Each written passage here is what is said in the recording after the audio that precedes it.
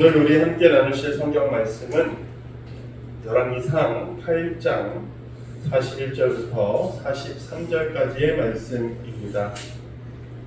열왕기상 8장 41절부터 43절까지의 말씀입니다. 우리 함께 한 목소리로 읽습니다.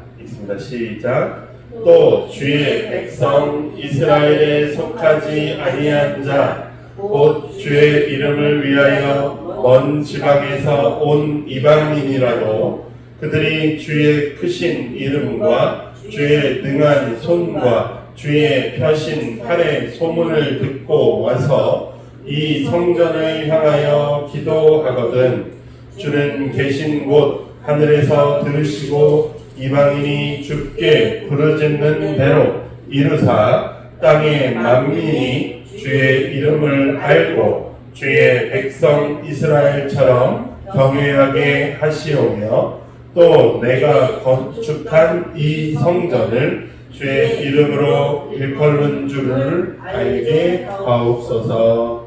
아멘. 아멘. 감사합니다.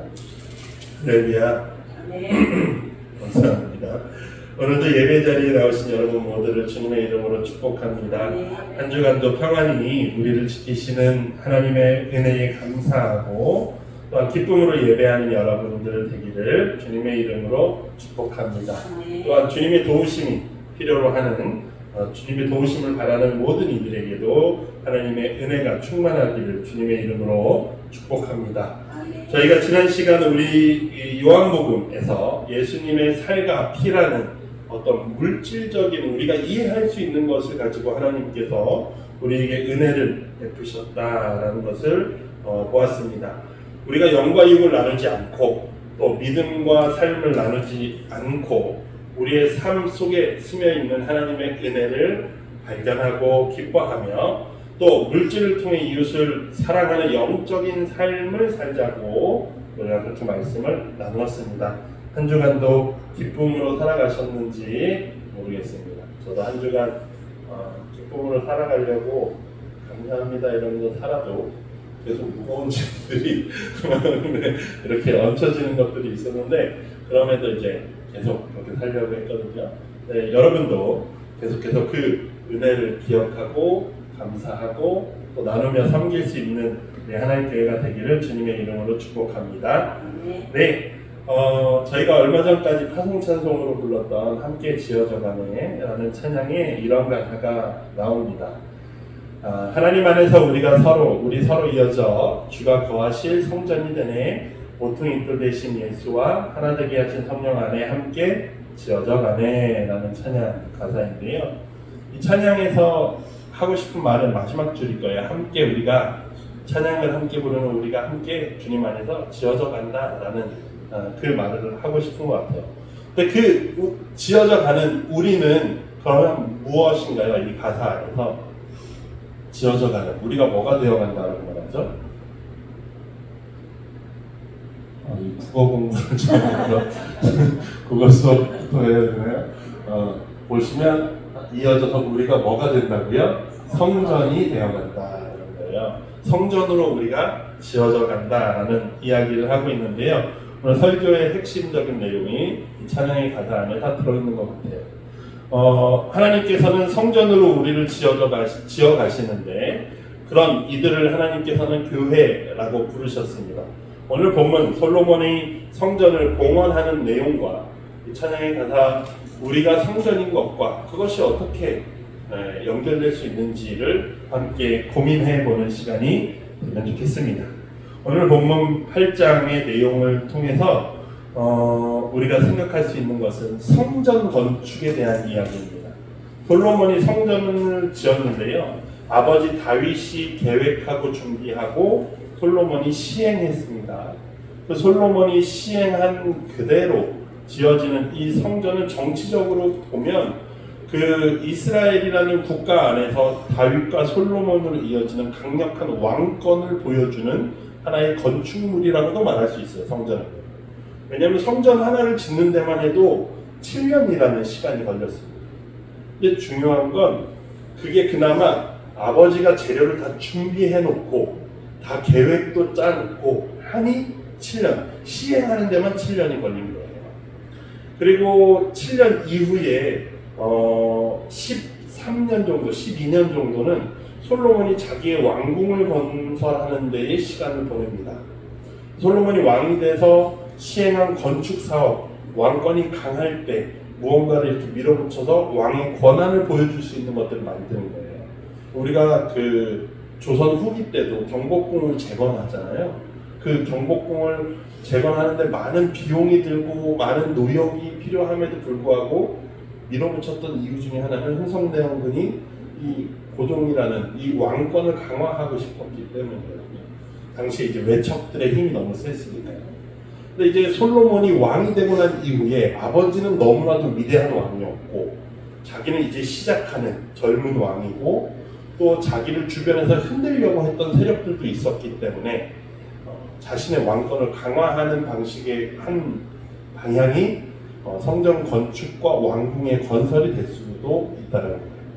그런데 그런 부분은 이제 정치적인 부분이고 신앙적인 측면에서는 어쨌든 아버지 다윗이 준비한 계획했던 거를 솔로몬이 하나님을 향한 마음을 가지고서 성전을 건축했다라는 건데 이 성전 건축이 얼마나 힘들었는지 또 왕궁을 건설하기까지 20년의 시간이 얼마나 힘들었는지 솔로몬 왕 이후에 르호보암이라는 아들이 왕이 되었을 때 이제 북쪽 지파 사람들이 찾아와서 이야기합니다. 우리 너무 힘들다. 당신의 아버지 때 우리가 최선을 다해서 성전을 짓고 왕궁을 짓고 이 7세기간 동안 지내오면서 우리가 너무 힘들었는데 우리 좀 쉴 틈 좀 달라라고 이렇게 요청합니다. 그랬더니 르호보암이 나는 내 아빠보다 더 강하게 너희를 다스릴 거다. 이렇게 강경하게 나오니까 나라가 둘로 쪼개지죠. 그러니까 그 나누어지게 되는 원인 중에 하나는 솔로몬이 굉장히 강하게 왕권을 유지하고 그 건축 사업을 진행했던 측면들도 있습니다. 근데 이 사업은 단순히 정치적인 역할뿐만이 아니라 다윗이 계획했던 거예요. 다윗의 처음 마음은 매우 순수한 마음이었습니다. 자신이 이스라엘의 왕이 되고 예루살렘 성을 정복하고 나서 그곳을 왕궁의 처소로 삼고 왕의 처소로 삼고 자신의 처소에서 딱 누워서 자려고 하고 있는데 그런 거죠. 아, 나 참 편하다라는 거예요. 그 전에 다윗의 인생은 떠돌이였고 도망자 생활이었잖아요. 전쟁터를 전전했고요. 근데 이제 왕궁에 누워 있으니 참 좋고 편하다. 근데 나는 참 편한데 하나님의 저 법궤가 하나님의 처소가 천막에 있으니 천막에 있으니 하나님이 계실 곳도 좋은 곳이 있으면 좋을 텐데 라는 좋은 건물에 하나님의 처소를 모시면 좋을 텐데 라는 순수한 마음을 갖습니다. 하나님 그 마음을 아주 기뻐하시죠. 다윗의 마음을요. 그래서 다윗에게 너의 왕조가 영원하게 하겠다라고 말씀하십니다. 그래서 북왕국 이스라엘은 반란과 쿠데타 때문에 왕조가 계속 바뀝니다. 왕위가 바뀌어요. 근데 남왕국 유다는 끝까지 다윗의 자손들이 왕위에 올라요. 그리고 그 다윗의 자손에서 누가 나죠? 우리의 왕이신 예수 그리스도가 그 자리에 오르게 되시죠. 그런 것처럼 다윗의 이 순수한 마음을 하나님이 아주 기뻐하셨어요. 그런데 그 기쁜 마음, 그 순수하고 하나님이 기뻐하시는 그 마음 가운데에서도 하나님은 다윗에게 성전을 건설하라고 하지 않으셨어요. 그건 너의 일은 아니다라고 하셨고 거절하시면서 다윗이 그 마음을 그래서 준비만 하게 됩니다. 그래서 솔로몬이 이제 건축하고 오늘 본문은 그래서 이제 그 긴 시간 동안의 건축과 다윗 시대부터 꿈꿔왔던 일이 드디어 이루어졌고 왕궁까지 모든 건설을 마친 이후에 봉헌식을 하는 장면이 열왕기상 8장의 이야기입니다. 어떤 학자들은 열왕기상의 핵심, 중심은 이 8장이라고 이야기하기도 합니다. 성전을 건축하고 그걸 봉헌한 내용, 그것이 열왕기서 이 8장 이 중간에 위치하는 것이 8장이라고 말하는데 이 내용을 쭉 보시면 솔로몬의 기도가 굉장히 많이 나오고요. 이 성전이 어떠한 것인가를 우리가 생각해 볼 수 있습니다. 8장 처음부터 이제 솔로몬이 성전에 하나님의 법궤, 성막에 있던 법궤를 성전으로 옮겨옵니다. 그때 혼자 하는 게 아니라 이스라엘의 지도자들을 다 불러 모읍니다. 장로들, 지파의 지도자들을 불러 모아서 그 일을 함께 진행합니다. 그래서 법궤가 성전에 옮겨질 때 성전 안에 구름이 가득했다라고 표현하거든요. 하나님의 영광이 가득했다라고 표현하는데 하나님의 궁제를 상징하는 그런 현상들이 일어나고요. 그러고 나서 솔로몬이 이제 백성들 앞에 나와서 하나님의 성전에 대해서 선포하는, 또 그리고 그들 앞에서 하나님께 간절히 구하는 기도를 합니다. 근데 길고 이렇게 구구절절한데 핵심은 하나님께 기도했던, 간구했던 핵심은 하나님, 이 성전에 거하시고 하나님의 백성들이 하나님께 나와서 하나님을 찾을 때에, 기도할 때에 하나님 그 기도를 꼭 들어주세요 라는 기도예요. 하나님을 만나기 원하는 자들을 만나주세요 라고 하는 기도가 솔로몬의 이 봉헌의 기도의 핵심이었습니다. 그리고 오늘 본문이 그 내용이죠. 그런데 하나님, 우리 이스라엘 백성뿐만이 아니라 그들이 아니더라도 하나님을 찾고자 하는 이방인이 있을지라도 그 이방인들이 하나님의 소식을 듣고 하나님께 찾아왔을 때 하나님 그들도 어떻게 해달라고요? 만나주세요. 그들의 기도도 하나님 들어주세요 라는 기도가 오늘 본문의 핵심 내용이에요. 우리는 이스라엘 백성들은 하나님이 우리만 구원하셔라고 생각했다라고 오해하지만 기본적으로 하나님의 은혜가 크다라는, 모든 곳에 하나님의 은혜가 있다라는 사실을 인정하고 있었다라는 사실을 먼저 볼 수 있고요. 구원의 관점이 좁은 것이 아니라 넓다라는 거죠. 그래서 우리가 이 성전을 봉헌하는 솔로몬의 모습을 통해서 이 성전이 지어지고 나서 하나님께 봉헌할 때 기도했던 내용을 통해서 성전의 역할, 가장 핵심적인 역할은 무엇이냐? 하나님과 그 백성들이 뭐 하는 곳이에요? 만나는 곳이라는 것입니다. 성전은 하나님과 하나님을 찾는 자들을 연결하는 역할을 하는 것이 이 성전의 가장 기본적이고 근본적인 역할이에요. 이사야 선지자는 그래서 성전에 대해서 뭐라고 표현했냐면 만민이 기도하는 집이다라고 표현했습니다.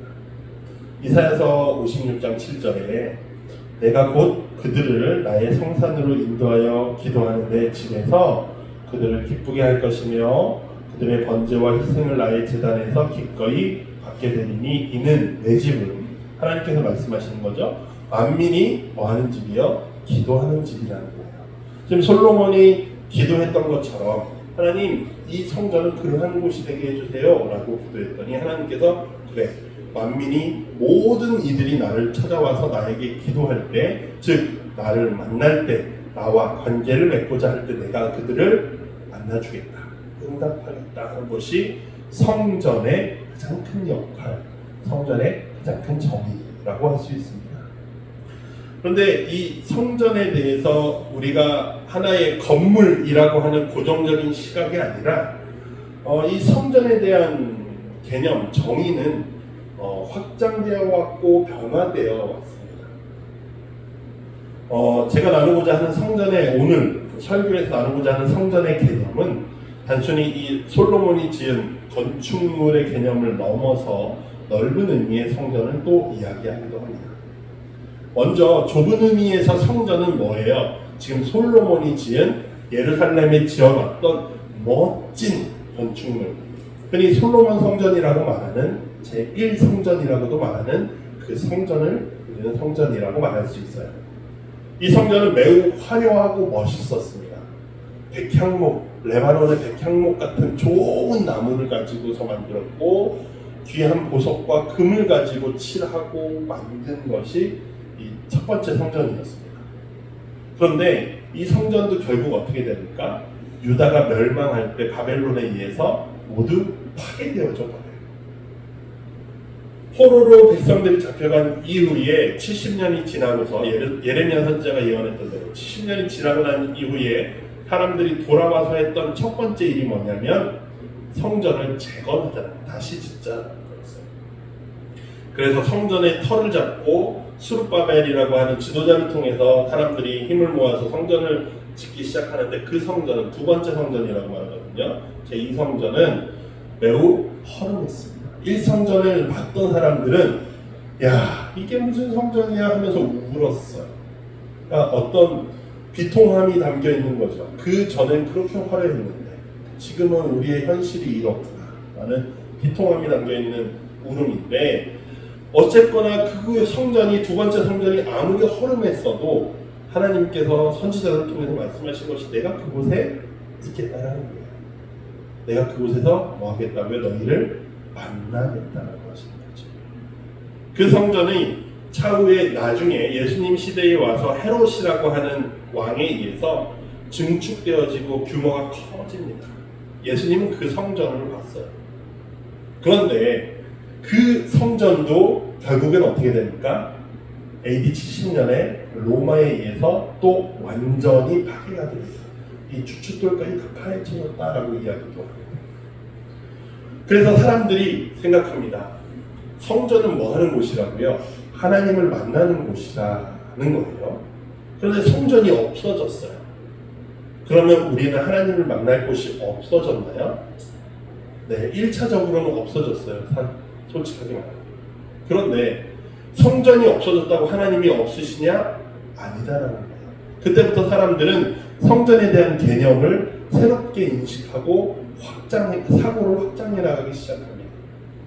그러면 이 건물이 성전으로서의 핵심 가치가 아니라면, 그러면 성전의 기본적인, 가장 근본적인 의미는 무엇이지? 하나님과 만나는 곳이라는 거예요. 하나님을 만나는 곳. 그렇게 생각해 보니 성경을 처음부터 창세기부터 쭉쭉쭉쭉 와서 보니 처음에 하나님이 첫 사람들을 어디서 만나 주셨죠? 에덴이라고 하는 동산에서 그들과 함께 계셨어요. 그럼 에덴 맞죠? 그 이후에는 성막에서 하나님이 그 백성들의 죄를 씻으시고 만나 주셨어요.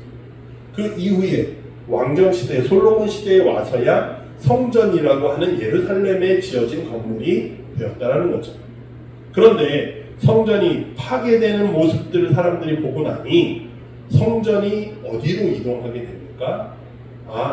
성전은 그 어떠한 한 건물이 아니라 모든 땅이, 온 땅이 하나님의 발등상이요, 온 땅이 하나님의 의자, 보좌다라고 표현하는 것처럼, 시편에 그렇게 표현하는 것처럼 하나님이 온 땅에 계시는구나라는 사실 자체를 다시 한번 인식하게 되는 거예요. 그리고 교회는 예수 그리스도가 이 땅에 오심으로써 어떤 일을 합니까? 하나님을 만나게 하는 일을 했다는 거예요. 그렇다면 예수 그리스도께서 성전이다라는 거예요. 예수 그리스도께서 그렇게 말씀하셨죠. 저 성전이 허물라 내가 사흘 만에 다시 세우겠다라고 말씀하셨잖아요. 무슨 말씀이셔요? 부활하신 주님이 하나님의 성전이시다. 주님께서 성전이시다. 그렇죠? 그런 의미 안에서 우리는 새로운 성전에 대한 인식을 하게 되는 거죠. 뭐라고 합니까? 사도 바울이 이렇게 이야기합니다. 너희는 사도들과 선지자들의 터 위에 세우심을 입었다. 그리스도 예수께서 친히 모퉁이돌, 주춧돌이 되셨고 그 안에서 서로 우리가 연결되어서, 건물마다 서로 연결되어서 주 안에서 무엇이 되어간다고요? 우리가 성전이 되어간다라는 거예요.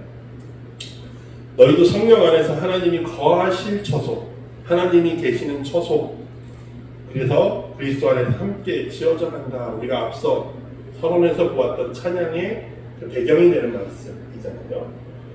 우리가 성전이라는 개념으로 변화되었다. 예수 그리스도께서 성전이셨고 그분이 그 제자들을 통해 우리를 보내시고 파송하시고 우리에게 말씀하실 때 너희가 성전이다 라는 개념을 주셨다. 왜요? 우리 안에 누가 거하신다고요? 성령께서 거하신다. 하나님이 우리와 함께 하신다는 거죠. 그 말은 우리가 성전이다. 오늘 설교의 핵심이 그래서 우리는 하나님의 성전이에요. 거하실 처소. 우리는 성전입니다. 그렇다면 내가 성전이라는 사실과 오늘 우리가 열왕기상의 말씀에서 솔로몬이 성전을 봉헌할 때 그 본문과 어떻게 연결될 수 있겠느냐. 성전의 역할이 뭐라고요, 여러분? 하나님과 백성들이 만나는 연결적, 접점이라는 사실이에요. 그렇다면 우리는 어떻게 상상해 볼 수 있습니까?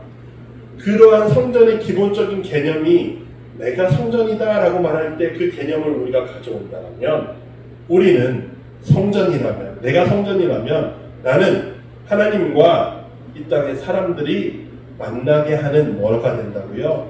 연결점이 내가 된다는 거예요. 예수 그리스도께서 그런 일을 하셨던 거예요. 하나님을 만나고자 하는 이들이 그분께 찾아왔을 때 어떤 이들이 찾아왔습니까? 가난한 자, 눈먼 자, 병들고 고통받고 나음을 원하고 자유함을 원하는 자들이 예수 그리스도께 나와왔을 때 그분께서 하나님을 보게 하셨던, 하나님을 만나게 합니다.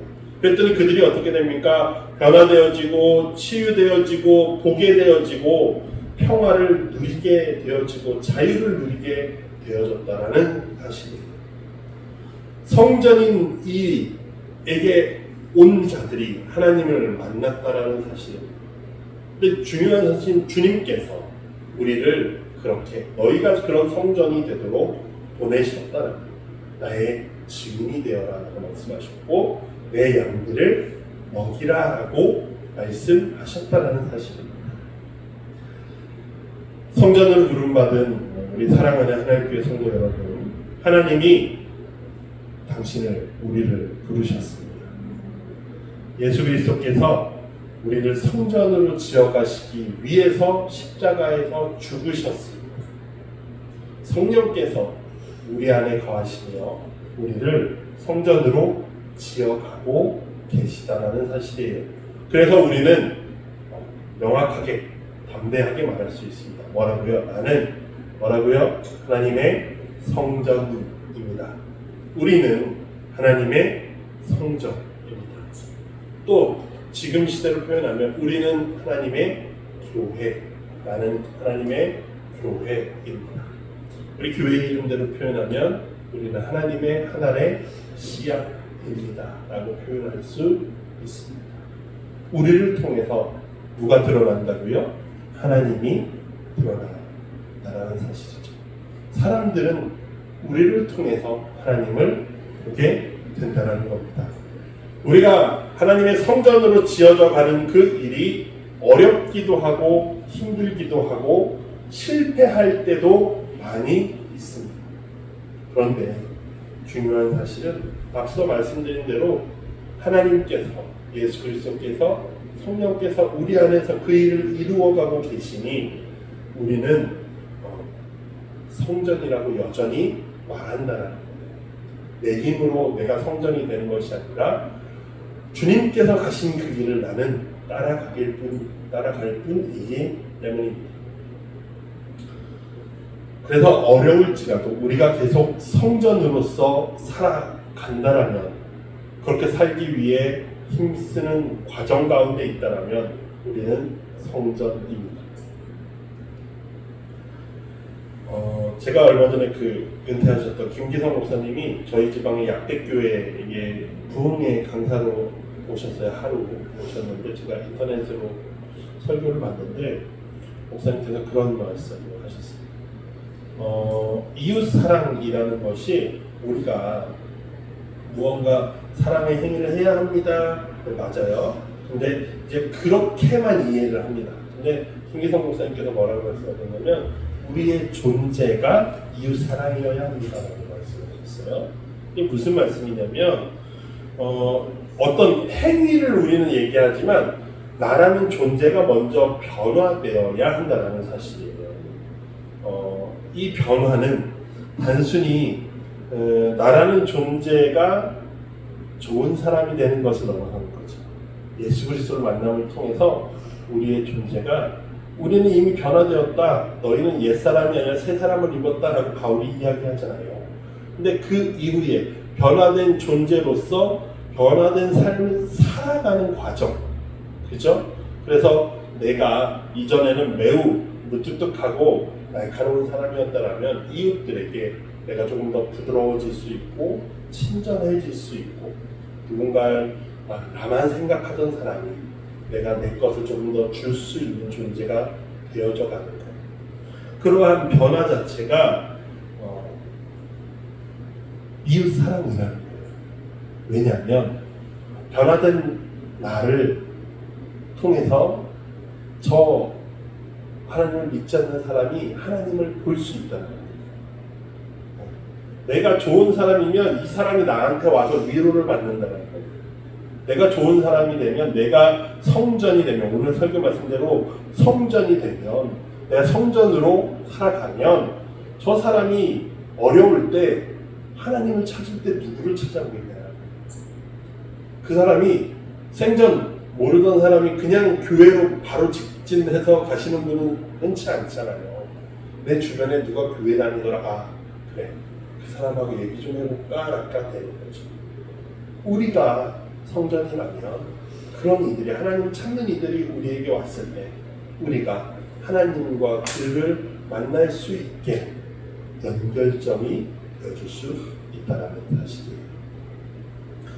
사랑하는 성도 여러분, 그래서 우리가 하나님의 자녀라는 것, 제자로서 예수 그리스도의 제자로 살아가는 것, 오늘 성전이다 라고 말씀드리는 것이 내가 무언가를 해야 해, 내가 안 하면 안 돼가 먼저가 아니에요. 그런 부담감이 먼저가 아니라 먼저는 나를 자녀 삼아 주셨다는 사실, 나를 구원하셨다는 사실, 나로 성전이 되게 하셨다는 사실을 먼저 기뻐하고 즐거워하고 감사하는 우리의 삶 가운데 하나님이 드러나게 되십니다.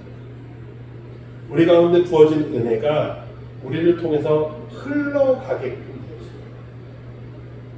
우리가 먼저 변화되지 않으면, 변화된 삶을 살지 않으면 은혜가 흘러가지 않게 된다는 사실이에요. 그렇기 때문에 부담감이 아니라 자유함으로 여러분의 삶을 통해 하나님이 드러날 수 있기를 축복합니다. 하나님을 찾아 여러분을 찾아오는 사람들이 있습니다. 그런 사람들에게 하나님의 마음을, 하나님의 나라를 선포하지 않아도 여러분의 위로의 말 한마디가 하나님의 사랑이 드러나고 여러분의 이 어깨 토닥임 한 번 그에게 하나님의 마음으로 전해질 수 있기를 바랍니다. 여러분이 하나님의 성전이고 여러분이 하나님의 하늘의 씨앗입니다. 그래서 이들 가운데 온전히 여러분들 잘 하고 계십니다. 여러분들의 그 신앙의 삶이 온전히 전해질 수 있기를, 하나님이 전해질 수 있기를 주님의 이름으로 축복합니다. 그래서 우리가 이 사실을 꼭 기억하면서 내가 성전이고, 내가 성전이라는 것은 하나님과 내 이웃을 연결하는 게 나다라는 사실을 기억하는 오늘 주일이 되기를 바랍니다. 그 무엇도 우리를 주님의 사랑에서 끊을 수 없습니다. 한 주간도 주님의 말씀으로 힘을 얻어서 살아가길 바랍니다. 우리에게 주어진 말씀을 가지고 우리가 기도하겠습니다. 하나님 감사합니다. 오늘도 우리에게 우리가 어떤 존재인지를 다시 한번 기억하게 하시니 감사합니다. 우리를 성전으로 부르셨고, 그래서 하나님과 이웃을, 하늘과 땅을 연결하는 다리로 우리를 부르셨는데, 우리가 거룩한 성전이 되게 하여 주시옵소서. 우리가 이웃들을 만날 때에 내 욕심으로 가득한 마음을 가지고 만나는 것이 아니라 하나님의 마음을 품고 하나님의 사랑을 가지고 이웃들을 만나고 대할 수 있게 하여 주시옵소서.